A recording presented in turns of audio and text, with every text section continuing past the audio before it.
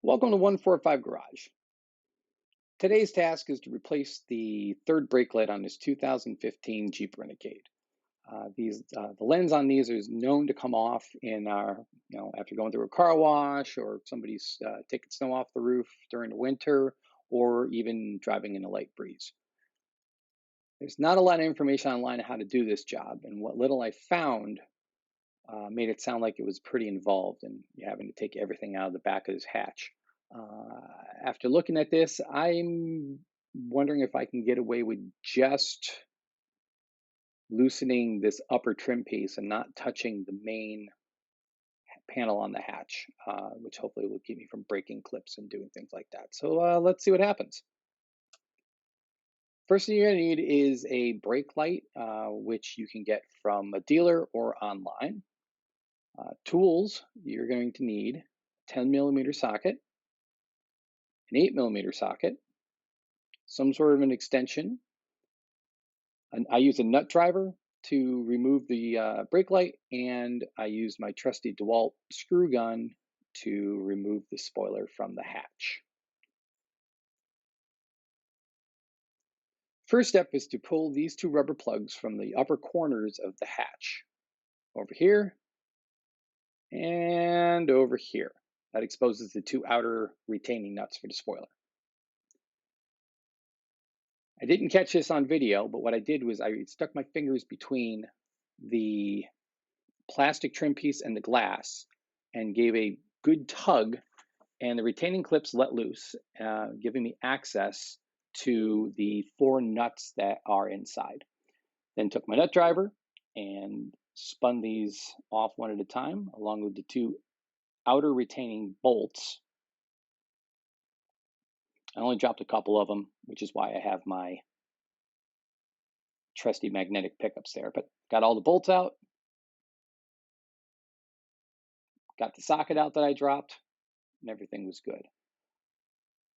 Another thing I didn't capture because I only have 2 hands is I grabbed the spoiler with one hand, and with the other hand I popped upward on it, which released the 5 pins that hold the leading edge of the spoiler into place. The next step after that is just to remove the 2 8mm retaining nuts that keep the brake light in the spoiler. And then you have that connector. Disconnect the connector, and there you go. You're on your way to putting your brake light back in. Snapped everything back together. With the nut driver, I tightened it and reinstalled the 2 8mm nuts. And as you can see, all the pins survived the disassembly. And now what I'm going to do is, once everything's back in place, I'm going to put the spoiler back down, make sure that it drops into those holes right there, and that the pins go into their corresponding holes. And do something with that trim piece, that seal, and then just slap the spoiler down so that those leading pins drop in. And then it's just a matter of reinstalling the 4 nuts and 2 bolts that hold the back of the spoiler. Yeah, everything's lined up nicely.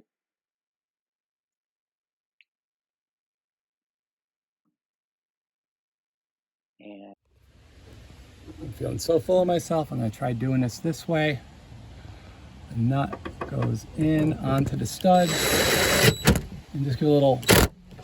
They're easier to get at because I don't need to do anything with the cover, but there. And one more.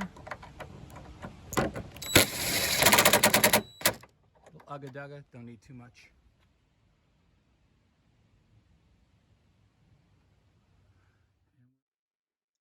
Final thing is, actually not the final thing, you put the rubber plugs back in. I will note that when I was taking this apart, I was being a little too thorough, and in addition to taking the 2 outer plugs out, I took out this middle plug.